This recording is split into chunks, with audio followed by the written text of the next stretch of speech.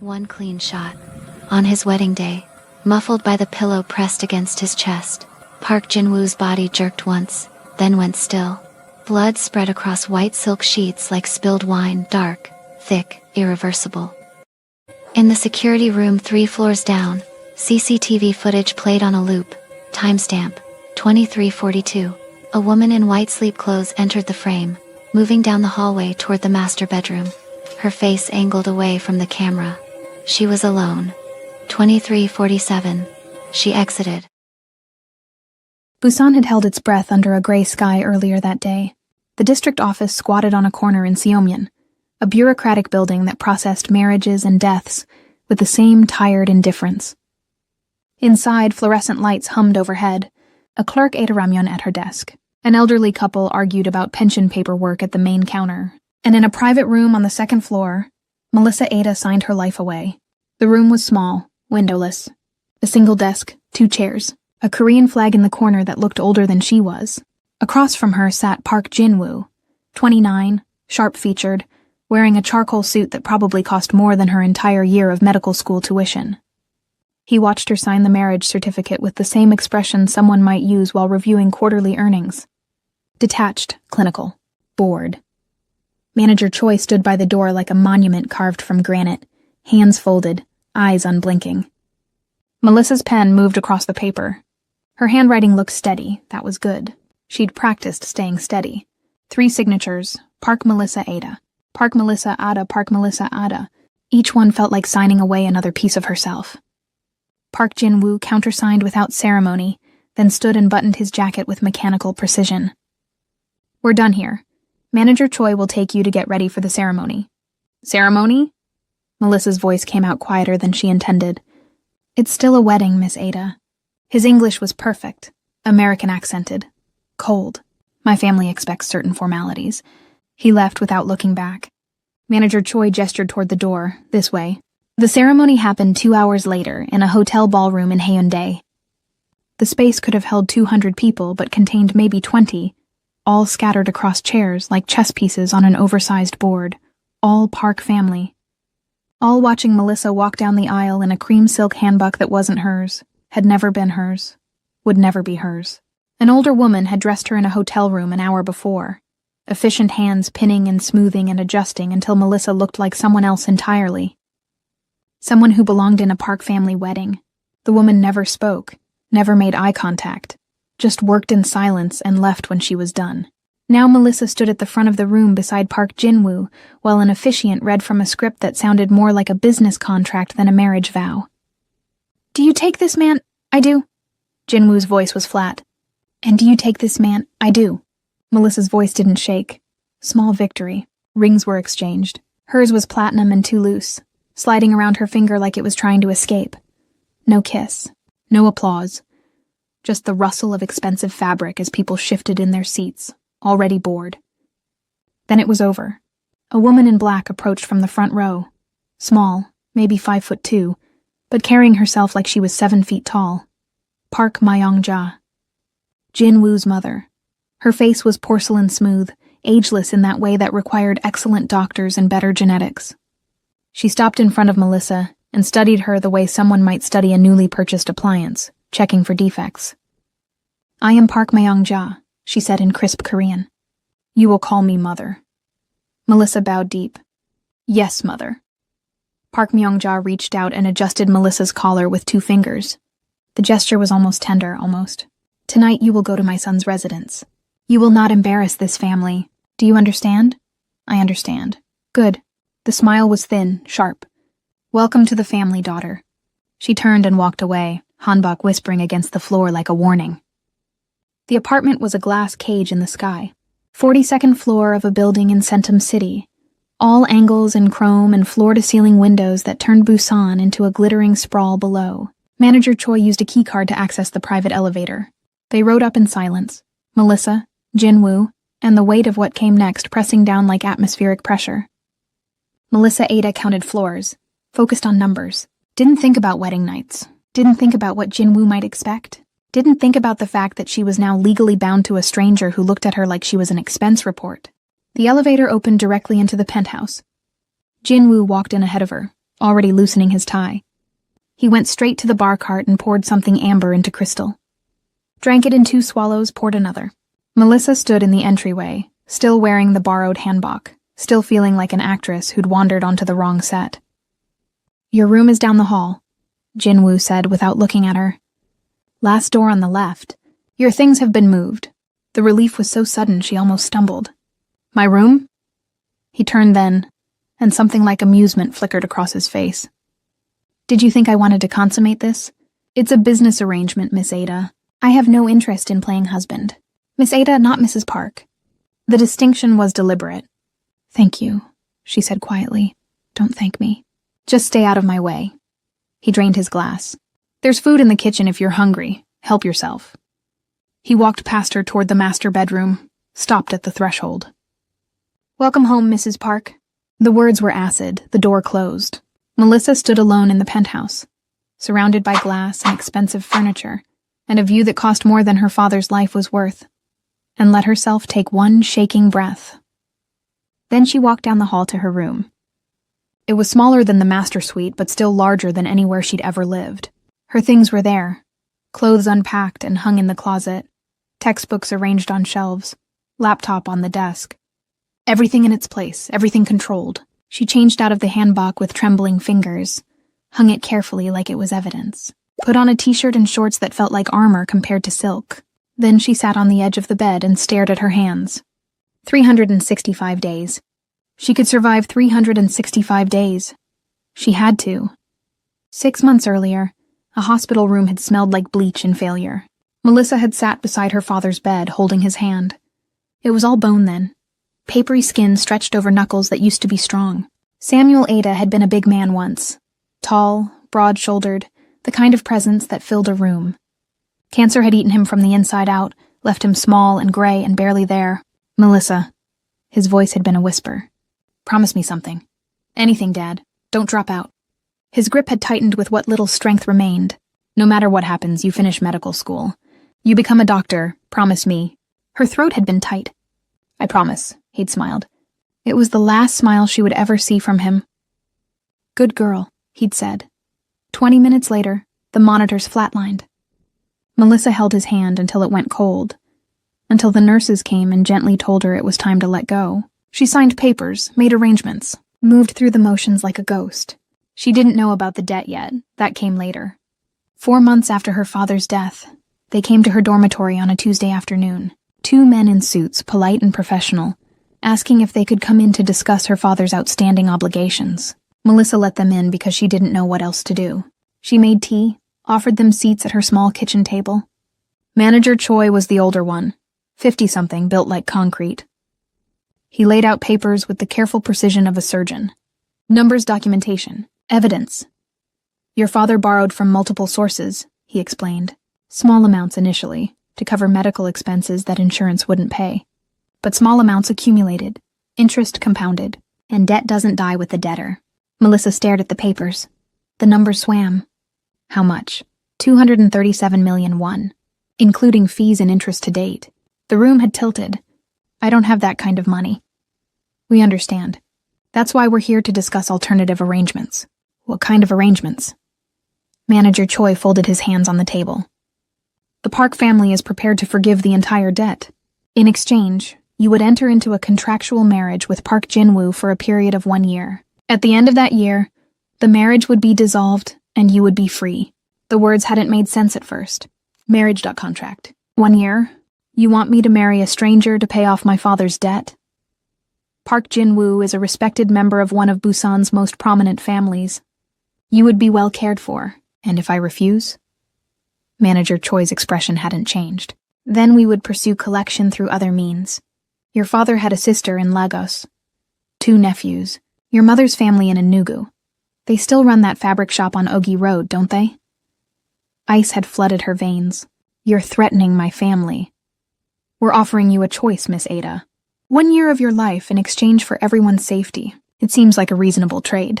Melissa had looked at the papers, at the trap closing around her, at the evidence of her father's desperation laid out in black and white. "I need time to think. You have 24 hours. They left her. She didn't sleep that night.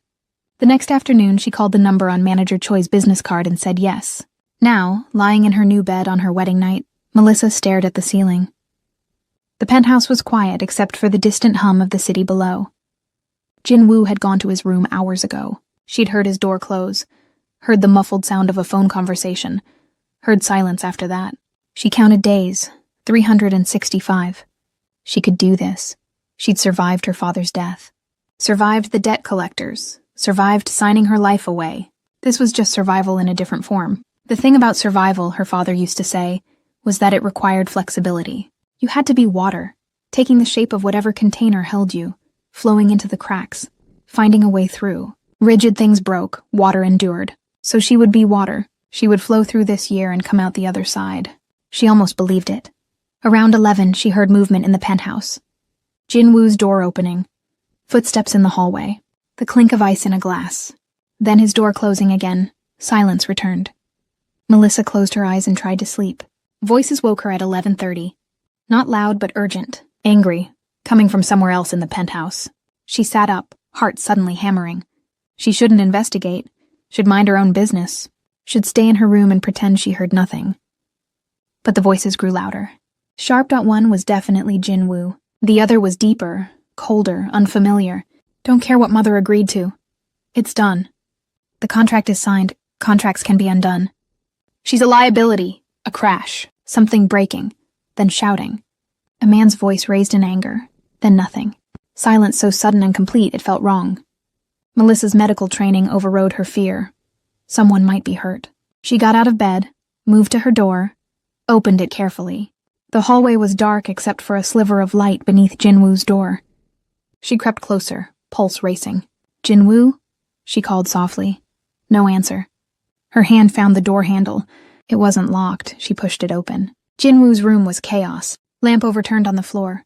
Papers scattered everywhere. A drinking glass shattered near the wall. And on the bed, partially covered by silk sheets, was Jin-woo. He lay on his back, one arm hanging off the edge. His white shirt was stained dark across the chest. So much blood, soaking into expensive fabric, pooling on the sheets beneath him. Melissa's training kicked in. She rushed forward, fingers going automatically to his neck to check for a pulse, even though she could already see the fixed, dilated pupils. The glassy stare, the absolute stillness of death. No pulse. Her hand came away wet. That's when she saw it, the small, neat hole in his chest. Just below the sternum entry wound, and beneath him, soaking into the mattress, the exit wound that had done the real damage. He'd been shot. Park Jin-woo, her husband of 8 hours, was dead. Melissa stumbled backward, hand flying to her mouth. Her mind raced, call for help. Check the scene, look for the weapon, do something. The soft ding of the elevator made her freeze. Someone was coming up, panic seized her. She was standing over a dead body, blood on her hands. This looked bad, She ran. Out of Jin-woo's room, down the hallway toward her own room. She had to wash off the blood, had to think, The elevator doors opened. Footsteps fast, purposeful, moving through the living room. Melissa made it to her room, closed the door as quietly as possible, stood there with her back pressed against it, heart hammering so hard she thought it might break through her ribs. She heard voices in the hallway. Multiple people, moving toward Jin-woo's room. Then a shout, urgent. Korean words she couldn't quite catch. More footsteps, running this time. Melissa looked down at her hands, at the blood drying on her fingers, at the evidence that would condemn her. She moved to her small bathroom, turned on the water, scrubbed her hands until they were raw, watched Jin-woo's blood swirl down the drain. Then she changed her shirt, threw the blood-stained one in the hamper, tried to control her breathing, tried to think she'd found him. That was all. She'd heard something, gone to check, found him dead. That was the truth. She just had to tell them the truth. A knock on her door made her jump. "Mrs. Park," a man's voice, deep cold. "Open the door." Melissa's hand shook as she reached for the handle. The door swung open. A man stood in the hallway. Tall, broad-shouldered, maybe 32 or 33. He had Jin-woo's sharp features, but there was something different in the way he carried himself. Looser, more dangerous. He wore all black. His eyes were dark and unreadable. Behind him stood 3 men in suits, security, all watching her with expressions that gave away nothing. Park Tae-hyun, the man said, as if introducing himself at a dinner party. Jinwoo's older brother. Melissa's voice came out as a whisper. I found him, I heard something, and I went to check, and he was... Save it. Taehyun's voice was flat. Get dressed, come with us. I didn't... Now. Two of the security guards stepped forward, not touching her yet, but the threat was clear. Melissa grabbed a sweatshirt from her closet, pulled it on with shaking hands. They led her out of her room, down the hallway, past Jinwoo's room where more people in suits were photographing everything, documenting the scene. They took her to a small room at the far end of the penthouse. No windows, a table, 2 chairs, a lock on the outside of the door. Taehyun gestured to one of the chairs. Sit. She sat. The guards left. Taehyun remained, studying her with those unreadable eyes. Tell me what happened, he said. So she did. Told him about hearing voices. About going to check. About finding Jinwoo's body, all of it. Taehyun listened without interrupting. When she finished, he was quiet for a long moment. Show her, he said to someone outside the door. One of the guards entered carrying a tablet. He set it on the table and pulled up security footage. The screen showed the hallway outside Jinwoo's room. Timestamp 2342 empty corridor. Then a figure entered the frame. Melissa, in her sleep clothes, moving toward Jinwoo's door. The angle didn't show her face clearly, but it was obviously her. She opened the door, entered. 2347. She exited, alone, hands at her sides. No one else entered. No one else left. That's impossible, Melissa whispered. There was someone else. I heard 2 people arguing. The microphones didn't pick up any conversation.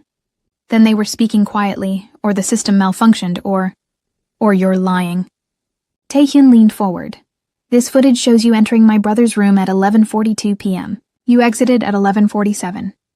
In those 5 minutes, Jinwoo was shot and killed, and the security system shows no one else entering or leaving.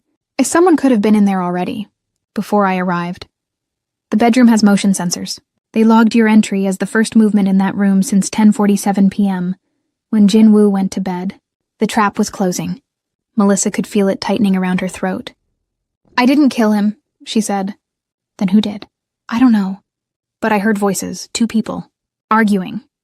Taehyun studied her for a long moment. Then he stood and walked to the door. You'll stay here until we figure out what to do with you. You can't just lock me up. I have rights. You have what I decide you have. He looked back at her. You married into this family, Mrs. Park. That means you're subject to our rules, our justice. And right now, every piece of evidence says you murdered my brother. I didn't. We'll see. He opened the door. Someone will bring you water.